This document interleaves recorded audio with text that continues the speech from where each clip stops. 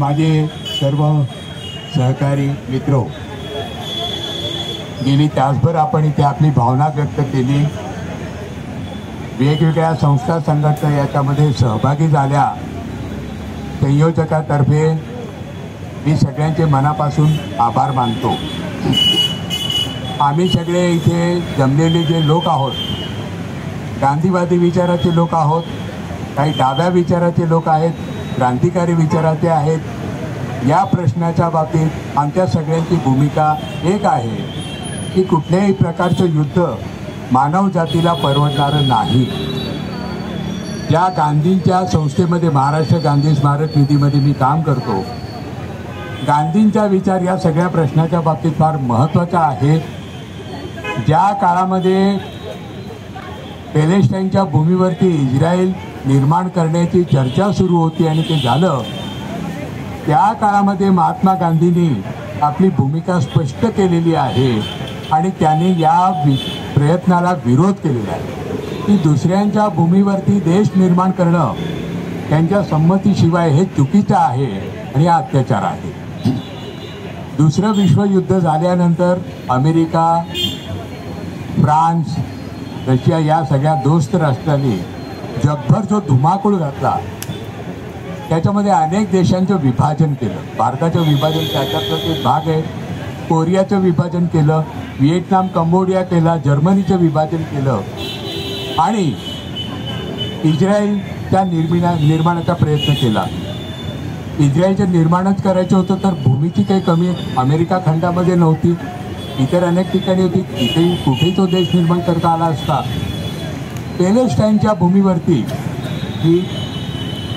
हा प्रयत्न झाला आणि त्यावेळी गांधींनी त्यांना विरोध केला होता. लक्षात घ्या की त्यावेळी त्या काळाच्या इस्रायलच्या ज्या पंतप्रधान होता गोल्डा मायर, त्यांनी जी भूमिका घेतली होती ती भयानक होती. त्यांनी असं सांगितलं होतं की जगभर जे जीव आहेत, ते यहुदी आहेत, तर पीपल विदाऊट लँड, आम्ही सगळे जीव आहोत, आम्हाला मातृभूमी नाही, आम्हाला भूमी नाही आहे. आणि Palestine is a land without people. पॅलेस्टाईनमध्ये राहणारी माणसं नाही, ही फक्त जमीन आहे, ही भूमी आहे. आणि हा जो सगळा भाग आहे मुळामध्ये म्हणजे ज्या पद्धतीची निर्मिती झालेली इस्रायलची ती फार भयानक आहे. जर्मनीमध्ये ज्यावेळी ज्यू लोकांच्यावरती अत्याचार झाले त्यावेळी जगभरातले लोक त्या अत्याचाराच्या विरोधात उभे होते. महात्मा गांधींनी त्यावेळी देखील जी भूमिका घेतली होती ती हिटलरच्या विरोधातली होती. आज ज्या पक्षाचं सरकार आहे त्या पक्षाची मातृसंस्था संघ RSS या ज्यूंच्यावरती अत्याचार होत होते त्यावेळी कोणाच्या बाजूने उभा होते आठवण केली तर लक्षात येईल ते हिटलरच्या बाजूने उभे होते. हिटलर हे आर्यन वंशाच्या वरिष्ठतेवर, ज्येष्ठतेवर, शुद्धतेवर राष्ट्र निर्माण करणं आणि त्याच्यामध्ये सेमेटिक वंशाच्या लोकांच्या आत्मकरणाची भाषा करत होते. आणि या भाषेला, या मांडणीला संघाचे जे सगळे आयडिओलॉग होते, विचारवंत होते, त्यांचा पाठिंबा होता. म्हणजे त्यानं जाऊन भेटले होते. आज हे यहुदींचं निर्माण झालेलं इस्रायल हे पॅलेस्टाईनची वरती अत्याचार करतायत आणि आज संघ कोणाच्या बाजूने उभा आहे तर इस्रायलच्या बाजूने उभा आहे. याचा अर्थ असा की जगभर जे कोणी पीडा देणारे असेल त्यांच्या बाजूने उभे आम्ही राहणार. आणि महात्मा गांधी नेहमी कोणाच्या बाजूने उभे राहत होते की ज्यांच्यावरती पीडा होते त्यांच्या बाजूने उभे राहतात. पीडितांची बाजू घेणं हे गांधींनी आपलं कर्तव्य मानलेलं आहे आणि पीडितांच्या बाजूने उभे राहणं आम्ही चळवळीतले लोक आमचं कर्तव्य मानतो आहोत. आजचा जो प्रश्न आहे आंतरराष्ट्रीय प्रश्न आहे. आंतरराष्ट्रीय प्रश्नाच्या बाबतीत आपल्या सरकारने योग्य भूमिका घेतली पाहिजे हे नागरिक म्हणून आमची इच्छा, आमची भावना आहे, आमचा आग्रह आहे. महात्मा गांधींच्या नंतर जे सरकार झाले, नेहरू आले, लाल बहादूर शास्त्री, इंदिरा गांधी, तोपर्यंत या देशामध्ये इस्रायलच्या आणि पॅलेस्टाईनच्या बाबतीत आपली भूमिका योग्य होती. किंवा खरं तर नेहरूंनी ते जगभर आंतरराष्ट्रीय पातळीवरती जी भूमिका घेतली, एक तटस्थतेची भूमिका आणि एक इस्रायल किंवा अमेरिका किंवा रशिया या दोन्हीकडच्या बाजूचे नकार घेऊन तटस्थ राष्ट्रांची एक संघटना उभी केली. ही भूमिका होती की आम्हाला कोणाचाही ताब्यात द्यायचं नाही, कुठलाही साम्राज्यवाद असेल आम्हाला आमचा विरोध आहे. नंतरच्या सरकारने त्या भूमिकेचा पाठपुरावा केला. नेहरू, शास्त्री, इंदिरा गांधीच्या काळापर्यंत आपण सगळे पॅलेस्टाईनच्या बाजूने उभे होतो. इस्रायलच्या बरोबर आपले राजनैतिक संबंध नव्हते. अटल बिहारी वाजपेयी ज्यावेळी पंतप्रधान झाले त्यावेळी त्याच्यामध्ये फरक पडला.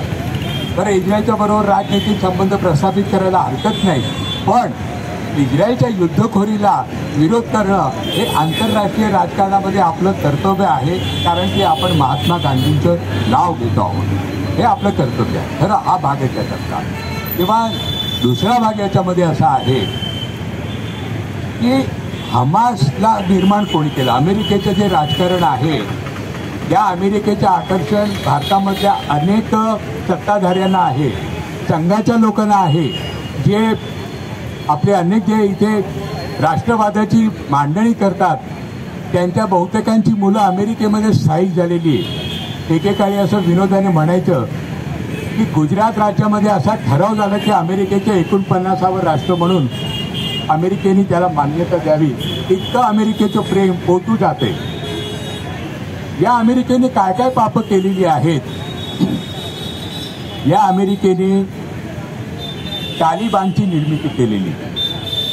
अफगाणिस्तानमध्ये रशियाचं सरकार घालवण्यासाठी पाकिस्तानच्या मदतीने तालिबान तिथे निर्माण केला. तालिबानला शस्त्र दिली, पैसे दिले आणि आयडिओलॉजी दिली. काय आयडिओलॉजी दिली की रशिया हे धर्म न मानणारं सरकार आहे, नास्तिकांचं सरकार आहे आणि त्याच्या विरोधात जिहाद करणं हे तुम्ही इस्लामचा म्हणून तुम्ही ते करा, ही आयडिओलॉजी दिली.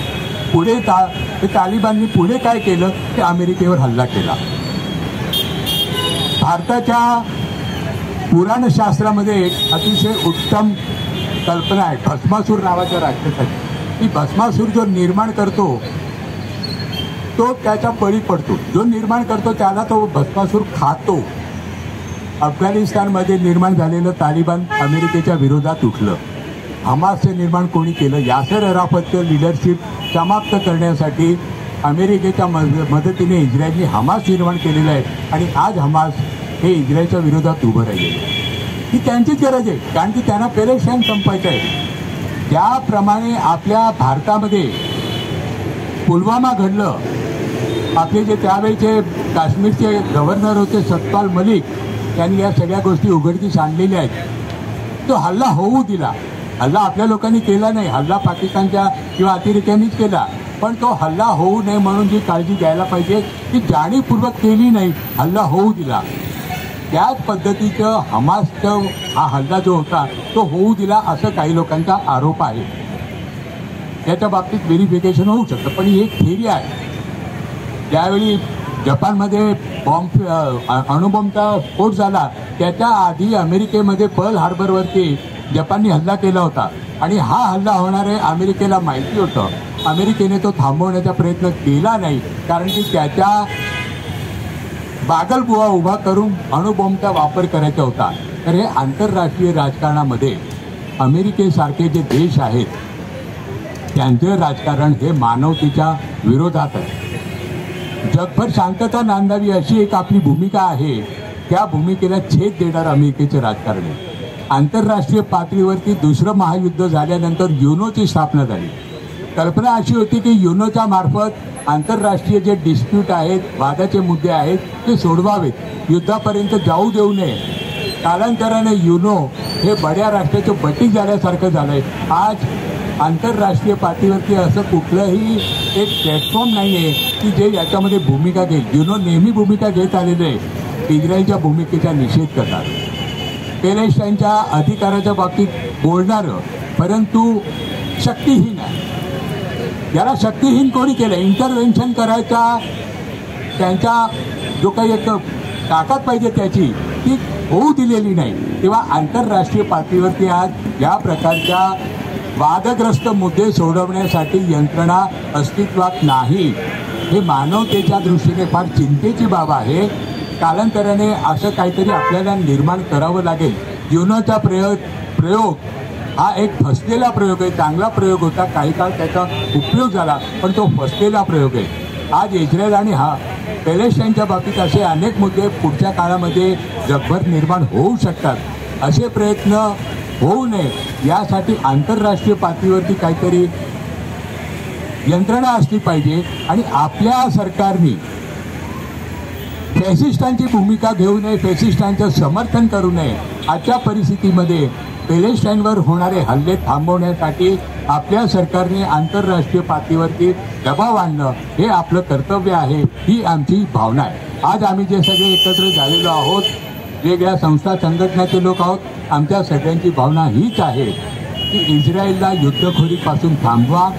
पॅलेस्टाईनचे मानवी अधिकार आहे ते सुरक्षित राहायला पाहिजे एवढी भूमिका घेऊन चालणार नाही. त्याच्यामध्ये हस्तक्षेप करा, अगदी गरज वाटली तर युनोचं सैन्य त्याच्यामध्ये वापरा आणि पॅलेस्टाईनच्या मानवी समूहाचं संरक्षण करणं हे आंतरराष्ट्रीय पातळीवरती तुमचं आमच्या सगळ्यांचं कर्तव्य आहे. आणि ही आपली भूमिका आपल्या सरकारने आंतरराष्ट्रीय पातळीवरती मांडावी, ही आजच्या या सगळ्या कार्यक्रमाची भूमिका आहे. हो, तर या सगळ्या भूमिका आपण सरकारपर्यंत पोहोचवतोय. या सगळ्या प्रकरणामध्ये इस्रायलचे निरपराध नागरिक बळी पडलेले आहेत, पॅलेस्टाईनचे निरपराध नागरिक बळी पडलेले आहेत. त्याच्या आधी अफगाणिस्तान आणि इराकमध्ये अनेक निरपराध नागरिक बळी पडलेले आहेत. भारतामध्ये देखील वेगवेगळ्या हिंसाचारामध्ये अनेक नागरिक बळी पडलेले आहेत. त्या समस्त नागरिकांना आपण एक 2 मिनिटं स्तब्ध उभे राहून श्रद्धांजली अर्पण करूयात आणि हा कार्यक्रम संपवूयात. धन्यवाद.